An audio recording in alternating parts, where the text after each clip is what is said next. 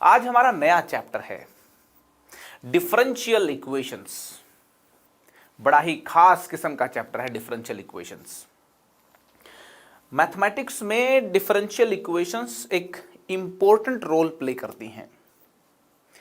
आगे जाके higher mathematics में तो डिफरेंशियल इक्वेशंस का रोल और बड़ा हो जाता है। डिफरेंशियल इक्वेशन एग्जिस्टेंस में आई थी जब कैलकुलस की इन्वेंशन हो रही थी। कैलकुलस जब इन्वेंट हुआ उसी जमाने से डिफरेंशियल इक्वेशन भी एग्जिस्टेंस में आ चुकी थी। तो एक बात बस लिख देता हूं यहां पे कि differential equations came into existence along with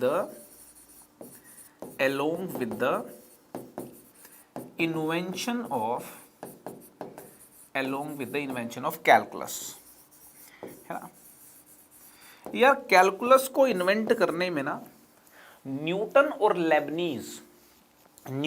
Lebanese को बहुत बड़ा श्रेय जाता है। न्यूटन ने कैलकुलस में काफी काम किया।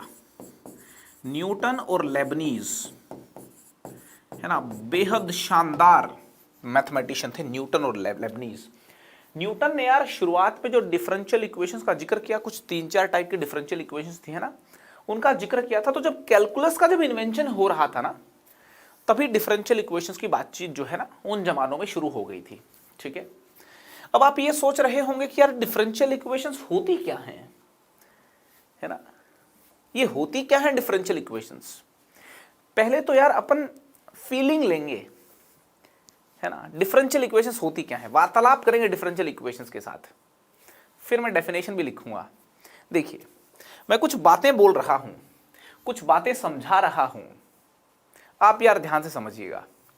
यहां पे देखिए 2 केसेस लूंगा मैं, और देखिए पहले केस में क्या कर रहा हूं मैं। यहां पे देखिए पहली सिचुएशन एक ले रहा हूं, मैं इंटरेस्टेड हूं फैमिली ऑफ लाइंस में, है ना। पहली सिचुएशन देखिए, पहली सिचुएशन में मेरा इंटरेस्ट फैमिली ऑफ लाइंस में है, और मेरा इंटरेस्ट उन फैमिली ऑफ लाइंस में है जिनका स्लोप 1 हो।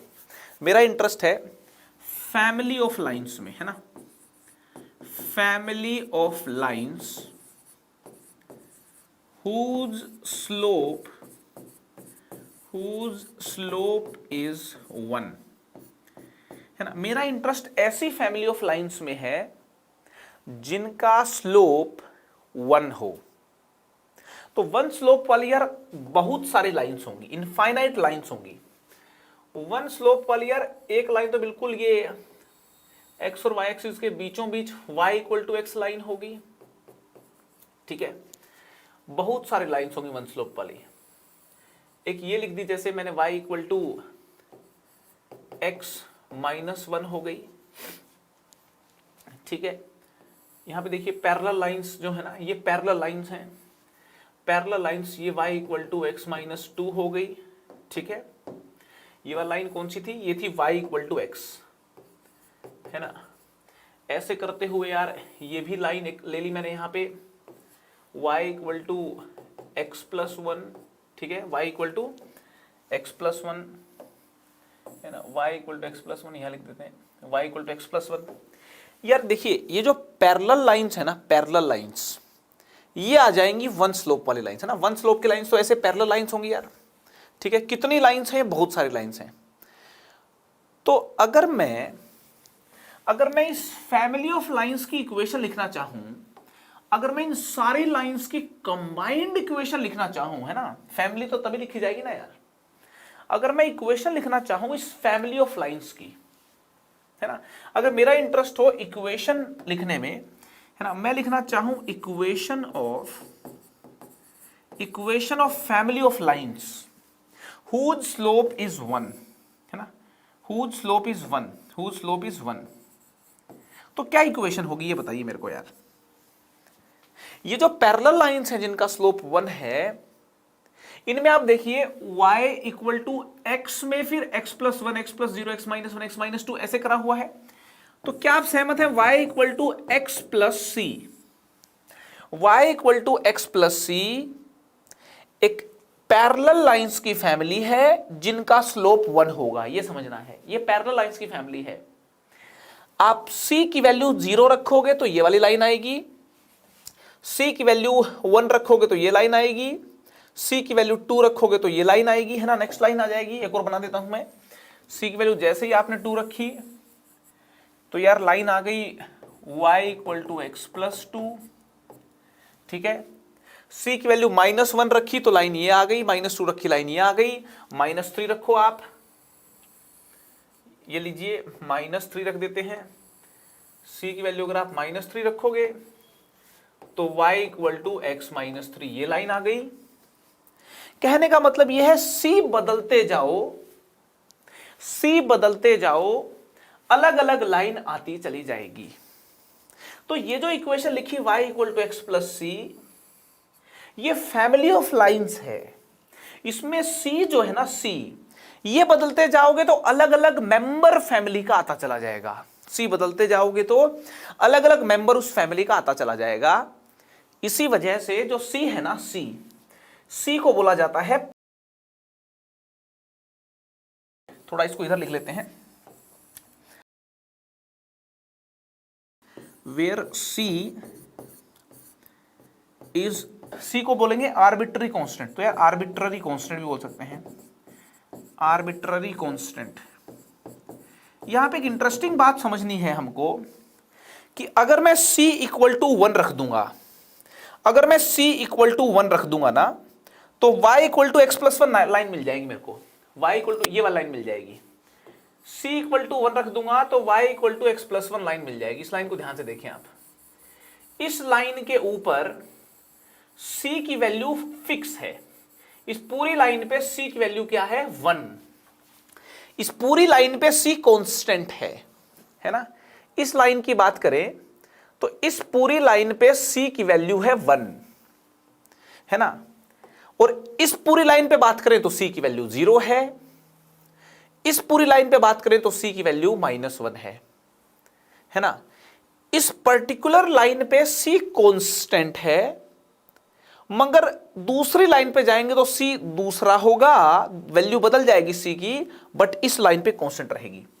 तो आर्बिट्ररी कांस्टेंट बोला गया है इसको, मतलब एक पर्टिकुलर केस में एक मेंबर के लिए c कांस्टेंट होगा, है ना, दूसरे मेंबर के लिए अलग c होगा, है ना, इस मेंबर के लिए एक अलग c है ना।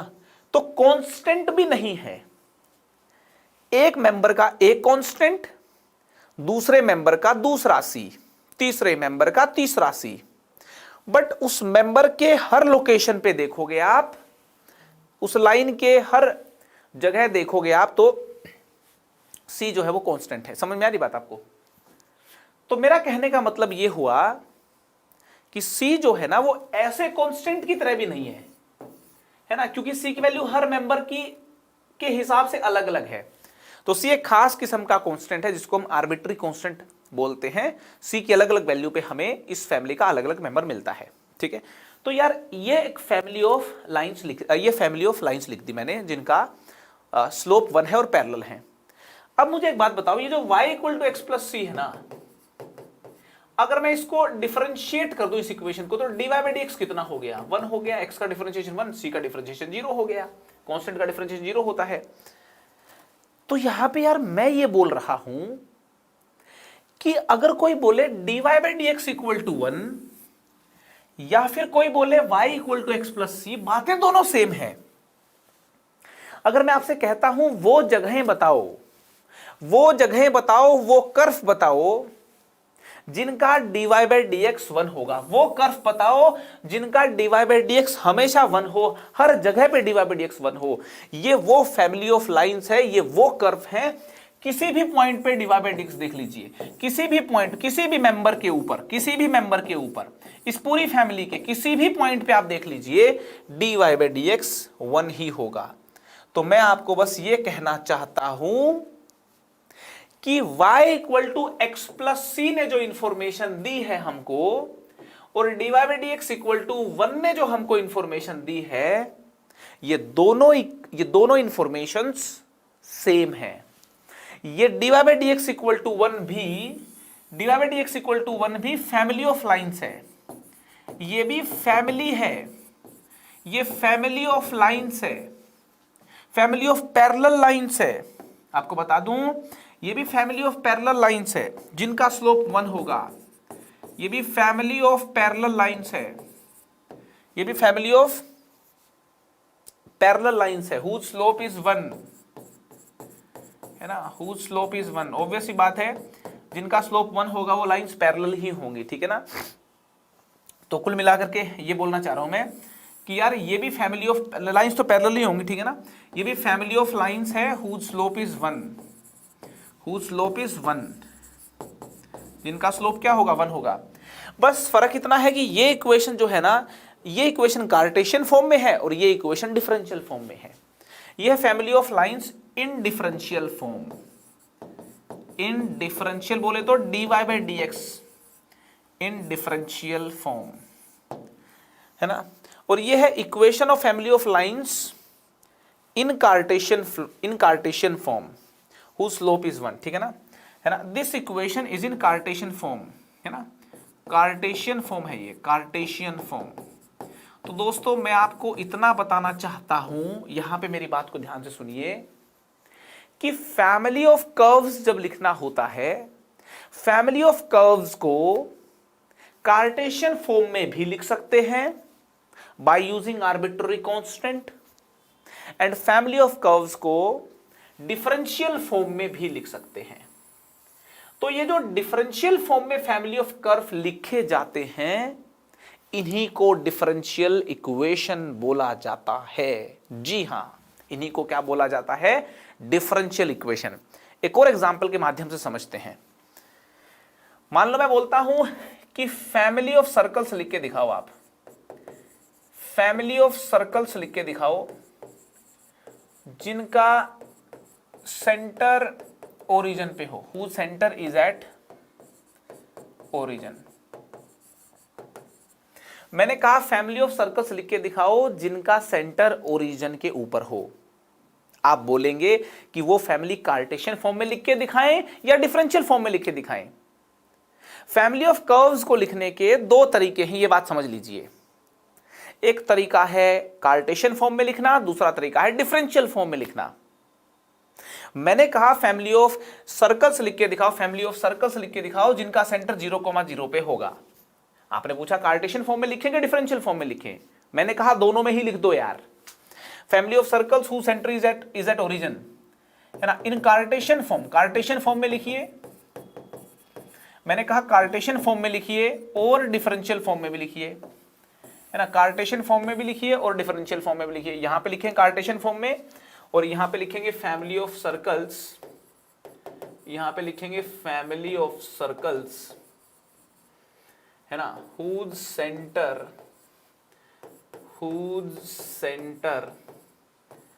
is at origin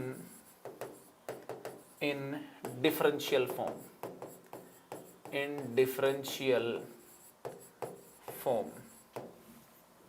family of circles Cartesian form में भी लिखेंगे और हम लिखेंगे डिफरेंशियल फॉर्म में भी। देखिए जरा, अब देखिए यार, पहले तो बात को समझते हैं, पहले तो एनालाइज करते हैं कि ऐसे सर्कल्स जिनका सेंटर ओरिजिन पे हो उनकी फैमिली कैसी होती होगी। यार उनकी फैमिली बड़ी मस्त होती होगी। देखिए ओरिजिन पे सेंटर वाला एक सर्कल देखिए ये हो गया, दूसरा सर्कल ये हो गया, तीसरा सर्कल ये हो गया, नेक्स्ट सर्कल ये हो गया, नेक्स्ट सर्कल ये हो गया, एंड सो ऑन।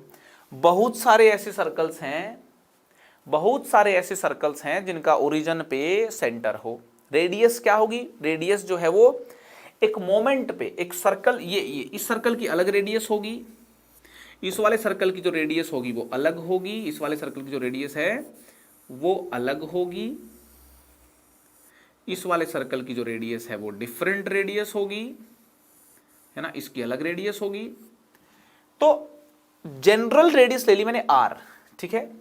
तो फैमिली ऑफ सर्कल्स, है ना, फैमिली ऑफ सर्कल्स, ध्यान से सुनना, फैमिली ऑफ सर्कल्स है ये, whose centre is at 0, 0, whose center it is at 0 0, 0 0 centre है, वो कैसी होगी फैमिली? उनकी इक्वेशन क्या होगी? x माइनस जीरो का square plus y minus zero का square equal to r square. यहां पे r क्या है? यहां पे r है आर्बिट्ररी कांस्टेंट। आर्बिट्ररी कांस्टेंट मतलब r बदलेगा, एक सर्कल के लिए r फिक्स है बट वो अलग अलग फैमिली का अलग अलग r होगा, ठीक है। r यहां क्या है? r है आर्बिट्ररी कांस्टेंट। एक मेंबर के लिए कांस्टेंट रहता है ये, बट पूरी फैमिली के लिए कांस्टेंट नहीं रहता r, इसी वजह से इसको आर्बिट्ररी कांस्टेंट बोलते हैं, ठीक है। तो यार ये हो गया x square plus y square equal to r square.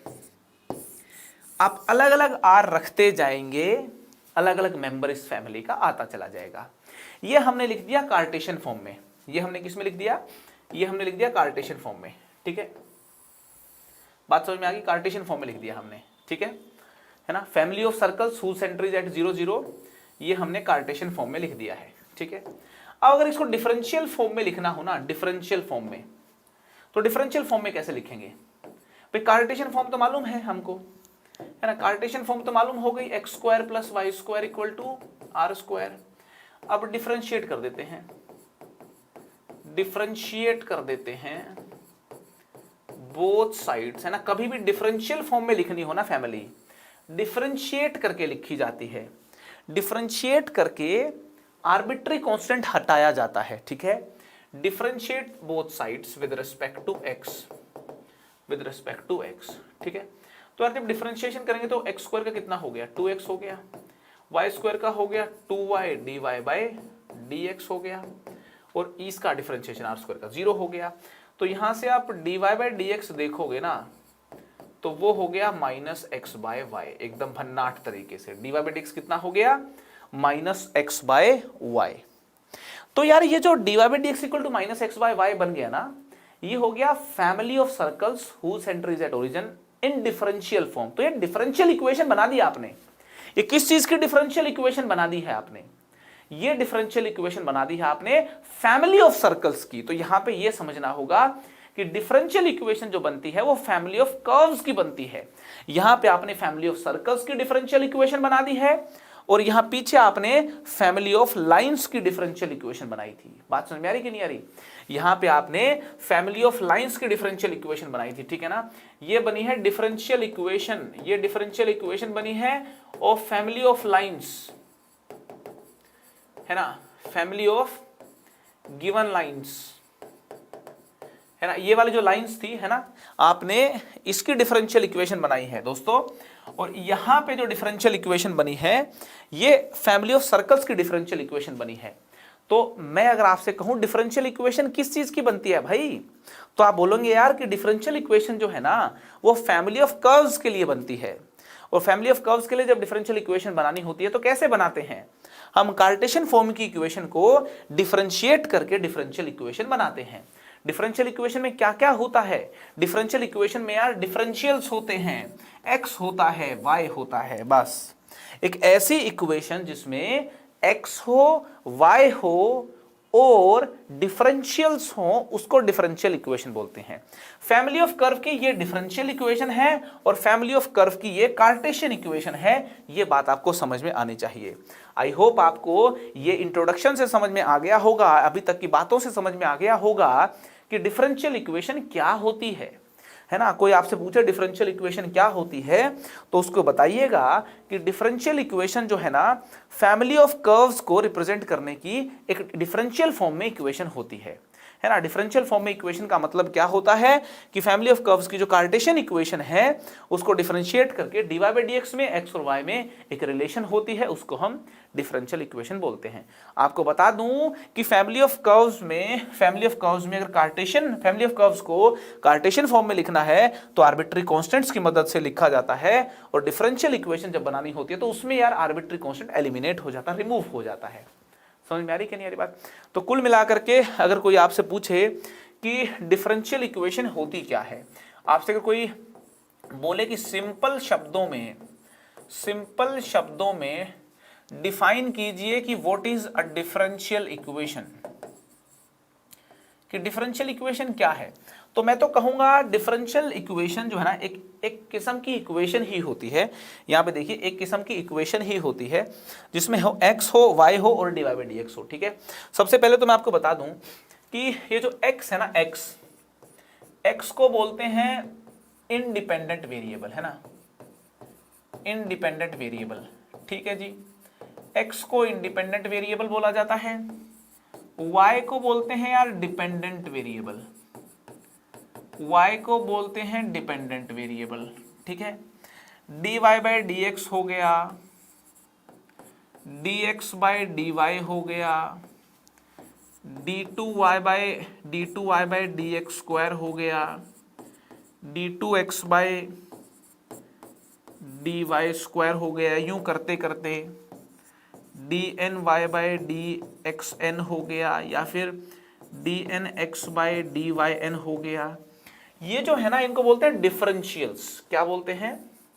इनको बोलते हैं डिफरेंशियल्स, इनको डिफरेंशियल्स बोलते हैं। ठीक है, तो डिफरेंशियल इक्वेशन एक ऐसी इक्वेशन होती है जिसके अंदर डिफरेंशियल्स हो, इंडिपेंडेंट वेरिएबल हो और डिपेंडेंट वेरिएबल हो। ठीक है, लिख देता हूं। तो differential equation is an equation, differential equation is an equation which contains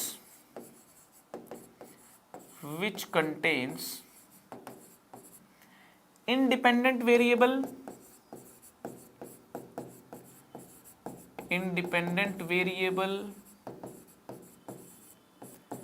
x, dependent variable है ना,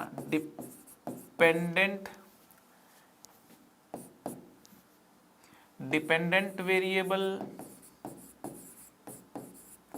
and at least one of their differentials, at least one of their differentials,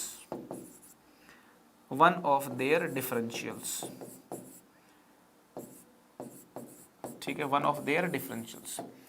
मतलब एक ऐसी इक्वेशन होती है जिसमें इंडिपेंडेंट वेरिएबल हो, dependent variable हो, और यार इनमें से कम कोई एक डिफरेंशियल होना जरूरी है ना, dy बाई dx हो या और हायर डेरिवेटिव हो। ठीक है, एक डिफरेंशियल होना जरूरी है, ऐसी इक्वेशन को हम डिफरेंशियल इक्वेशन बोलेंगे। आई होप आपको बात समझ में आ गई होगी। ठीक है, तो यार ये मैंने लिख दी डिफरेंशियल इक्वेशन की डेफिनेशन। ठीक है ना, यहाँ पे देखिए ये जो है ना, ये हो गई डिफरेंशियल इक्वेशन की डेफिनेशन। ठीक है, ये क्या हो गई? डिफरेंशियल इक्वेशन की डेफिनेशन।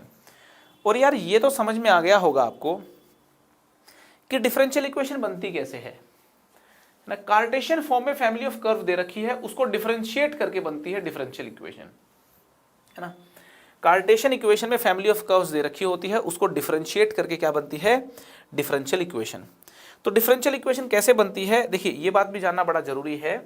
यहाँ पे देखिए मैंने लिख दिया फैमिली ऑफ कर्व्स। ठीक है ना, ये x square plus y square equal to r square है। ठीक है, यहाँ पे आर क्या है? Where r is arbitrary constant, है ना। आर क्या है? आर्बिट्ररी कांस्टेंट है। ठीक है, ये क्या है लिखा हुआ है? ये यहाँ लिखा हुआ है फैमिली ऑफ कर्व्स लिखा हुआ है, यहाँ पे ये लिखा हुआ है family of curves in Cartesian form. ये बात समझनी है कि फैमिली ऑफ कर्व्स, ये क्या है सीन? इसका सीन है भाई, ये लिखे हैं फैमिली ऑफ कर्व्स ना, family of curves in Cartesian form, है ना। फैमिली ऑफ कर्व्स लिखा है कार्टेशियन फॉर्म में। अगर हम डिफरेंशिएट कर दें, अगर हम डिफरेंशिएट कर देते हैं ना इसको, है ना, डिफरेंशिएट, अगर हम डिफरेंशिएट कर देते हैं तो हमको क्या मिलता है? हमको मिलती है इसकी डिफरेंशियल इक्वेशन। क्या मिली? dy by d x is equal to minus x by y, है ना। dy by d x is equal to minus x by y, है ना। ये मिल गई इसकी डिफरेंशियल इक्वेशन। कैसे मिली? डिफरेंशिएट करने पे, है ना। डिफरेंशिएट करने पे। तो family of curves Cartesian form में लिखी है और ये लिखी है differential equation of family of curves. ये क्या लिखी है? ये लिखी है differential equation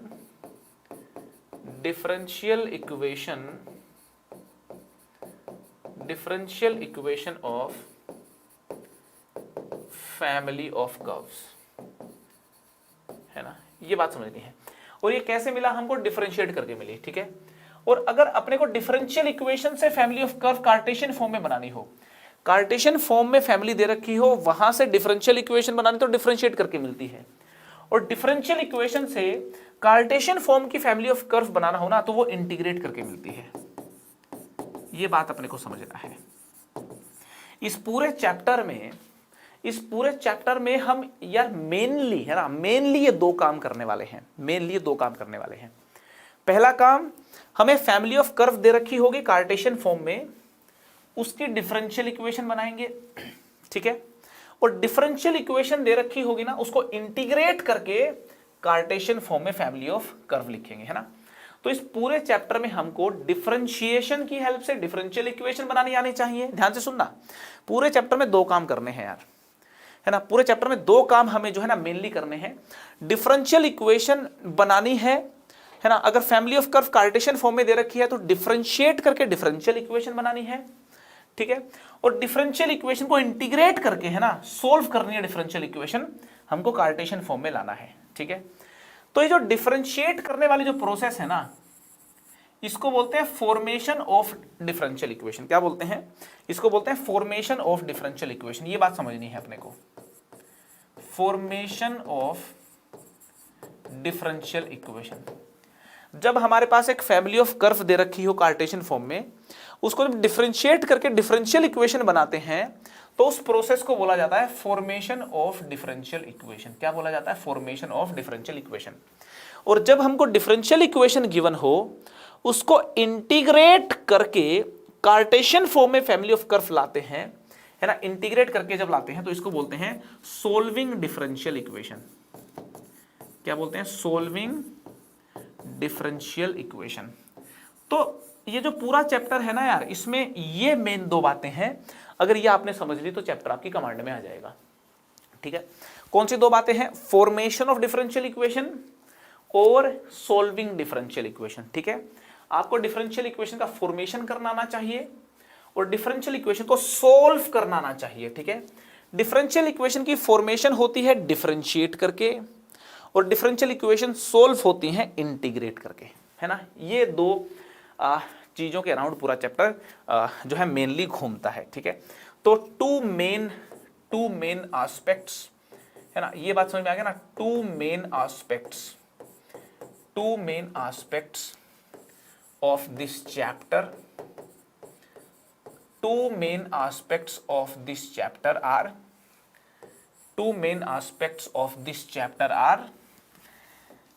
formation of differential equation, है ना, formation of differential equation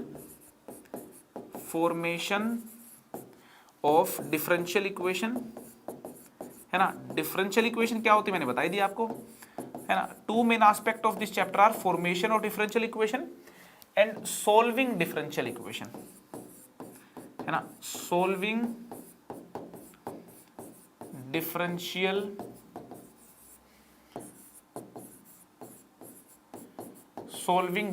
equations, ठीक है। फॉर्मेशन ऑफ डिफरेंशियल इक्वेशन कैसे करते हैं? फॉर्मेशन ऑफ डिफरेंशियल इक्वेशन करते हैं बाय यूजिंग डिफरेंशिएशन, ठीक है ना, बाय यूजिंग डिफरेंशिएशन, ठीक है, बाय यूजिंग डिफरेंशिएशन। और सोल्विंग डिफरेंशियल इक्वेशन कैसे करते हैं? बाय यूजिंग इंटीग्रेशन, है ना। ये इंटीग्रेशन का इस्तेमाल करके करते हैं, सोल्व करना डिफरेंशियल इक्वेशन को, करेक्ट है। अच्छा, एक छोटी सी बात और मेंशन कर दूं मैं, ये बात आपको समझ में आ गई। पूरे चैप्टर की पिक्चर आपको मिल गई है, ठीक है ना। डिफरेंशियल इक्वेशन समझ में आ गई ना। देखिए यार, हम यहाँ पे ना y as a function of x जब बात कर रहे हैं ना, मेनली ये तो हम वन वेरिएबल हमारा यहाँ पे इंडिपेंडेंट वेरिएबल है और एक हमारा डिपेंडेंट वेरिएबल है ना, टू वेरिएबल्स की कैलकुलस की बात कर रहे हैं अपन। तो सारी चीजें मैंने आपको टू वेरिएबल्स की कैलकुलस के हिसाब से बताई है, ठीक है ना। अगर मान लो कोई डिफरेंशियल इक्वेशन ऐसी हो ना जिसमें इंडिपेंडेंट वेरिएबल एक से ज्यादा हो, है ना, जैसे यहां पे देखिए, है ना, x हमारा इंडिपेंडेंट वेरिएबल है, इंडिपेंडेंट वेरिएबल है, ठीक है,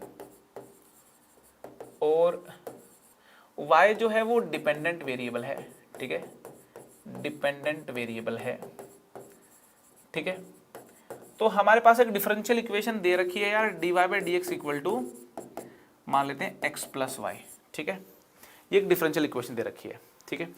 और दूसरी तरफ, है ना, यहाँ पे देखिए, यहाँ पे दो वेरिएबल्स की बात हो रही है सारी, है ना, तो एक कैलकुलस इन टू वेरिएबल्स की बात हो रही है, ठीक है। और ये डिफरेंशियल इक्वेशन भी जो है ना यहाँ पे दो वेरिएबल में है, ठीक है, एक डिपेंडेंट है और एक इंडिपेंडेंट है।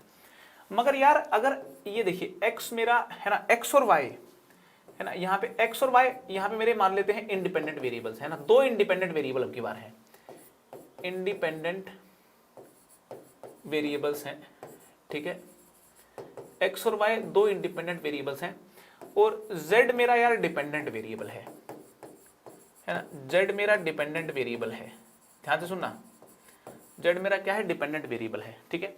और एक डिफरेंशियल इक्वेशन लिख दी, है ना, dz by d x is equal to x d y by d x, है ना, एक्स डी वाई बाई, ये लिख दी मैंने आपको, मान लो, ठीक है ना, और प्लस वाई, है ना, ये लिख दी।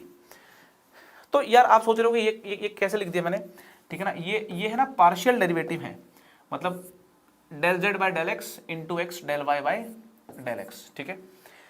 तो यार जब डिफरेंशियल इक्वेशन बनती है ना जिसमें एक इंडिपेंडेंट वेरिएबल हो और एक डिपेंडेंट वेरिएबल हो, ऐसी डिफरेंशियल इक्वेशन को बोलते हैं ऑर्डिनरी डिफरेंशियल इक्वेशन, है ना, इनको बोलते हैं ऑर्डिनरी डिफरेंशियल इक्वेशंस, ठीक है। और जिसमें यार एक से ज्यादा इंडिपेंडेंट वेरिएबल्स हो ना, एक से ज्यादा इंडिपेंडेंट वेरिएबल्स हो, उनको बोलते हैं पार्शियल डिफरेंशियल इक्वेशंस। क्या बोलते हैं? उनको बोलते हैं पार्शियल डिफरेंशियल इक्वेशंस। और ये मैंने पार्शियल डेरिवेटिव लिखे हुए हैं ना, पार्शियल डिफरेंशियल इक्वेशंस में पार्शियल डेरिवेटिव होते हैं और ऑर्डिनरी डिफरेंशियल इक्वेशंस में ऑर्डिनरी डेरिवेटिव होते हैं, ठीक है। आपको बता दूं, पार्शियल डिफरेंशियल इक्वेशंस वो डिफरेंशियल इक्वेशंस होती हैं, है ना, डिफरेंशियल इक्वेशंस हैविंग, है ना, differential equations containing, differential equations containing more than one independent, more than one independent variables, ठीक है, एक से ज्यादा इंडिपेंडेंट वेरिएबल हों, ठीक है। और ऑर्डिनरी डिफरेंशियल इक्वेशंस वो होती हैं differential equations containing only one independent variable, है ना, ओनली वन इंडिपेंडेंट वेरिएबल, सिर्फ एक ही इंडिपेंडेंट वेरिएबल हो, उसको बोलते हैं ऑर्डिनरी डिफरेंशियल इक्वेशन। और एक से ज्यादा इंडिपेंडेंट वेरिएबल्स हो, उसको बोलते हैं पार्शियल डिफरेंशियल इक्वेशन, ठीक है। हमारे सिलेबस में पार्शियल डिफरेंशियल इक्वेशन नहीं है, ठीक है ना, नोट इन अवर सिलेबस, है ना, नोट इन अवर सिलेबस। बस एक बात है, बता दी आपको कि यार होती क्या है ना, तो ये खुशी की बात है क्या है ना, ये हमारे सिलेबस में नहीं है। हमारे सिलेबस में सिर्फ ऑर्डिनरी डिफरेंशियल इक्वेशन है इन आवर सिलेबस, ये हमारे सिलेबस में है ऑर्डिनरी डिफरेंशियल इक्वेशंस, ठीक है। तो यार हम एक इंडिपेंडेंट और एक डिपेंडेंट, मतलब x और y होगा, हमारे जो डिफरेंशियल इक्वेशंस होंगे उनमें x और y होगा, ठीक है, और dy बाई डी एक्स होगा, मतलब differentiation of y with respect to x, ठीक है ना। ये चीजें होंगी हमारे डिफरेंशियल इक्वेशंस में, वो डिफरेंशियल इक्वेशंस ही हम लोग सीखेंगे। हमारे सिलेबस में ऑर्डिनरी डिफरेंशियल इक्वेशंस हैं, पार्शियल नहीं है, करेक्ट है। तो आई होप यार इस लेक्चर में आपको डिफरेंशियल इक्वेशन का ना एक सॉलिड आइडिया मिल गया होगा और एक सॉलिड बेस बन गया होगा, ठीक है। तो इस इंट्रोडक्टरी लेक्चर में इतना ही। खुशी खुशी डिफरेंशियल इक्वेशन के नेक्स्ट लेक्चर्स भी हम अटेंड करेंगे और डिफरेंशियल इक्वेशन में मास्टरी कर लेंगे, घबराने का नहीं। All right, bye bye, take care, meet you in the next lecture.